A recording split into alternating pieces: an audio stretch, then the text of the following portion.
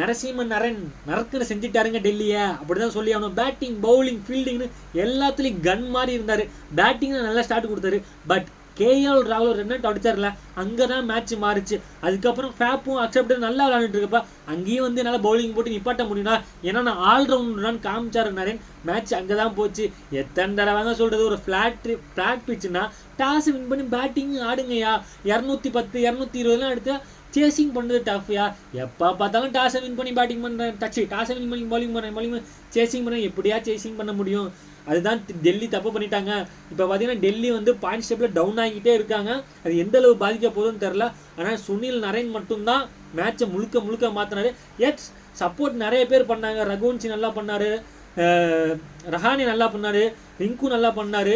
அது மாதிரி எல்லாம் சப்போர்ட் கொடுத்தாங்க. பட் மேட்சை மாற்றினது சுனில் நரேன் தான். அவருக்கு தான் எல்லா கிரெடிட்ஸும் போகும்.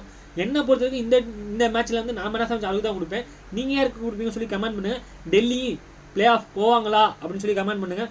கேகேஆருக்கு ஜெயிச்சிருந்தாலும் வாய்ப்பு கொஞ்சம் கம்மி தாங்க. இந்த வீடியோ பிடிச்சா லைக் பண்ணுங்கள். ஐபிஎல் பார்க்கணும் ஃபேன்ஸ் பண்ணுங்கள். மறக்காம நம்ம சேனலை சப்ஸ்கிரைப் பண்ணுங்கள். Thank you guys.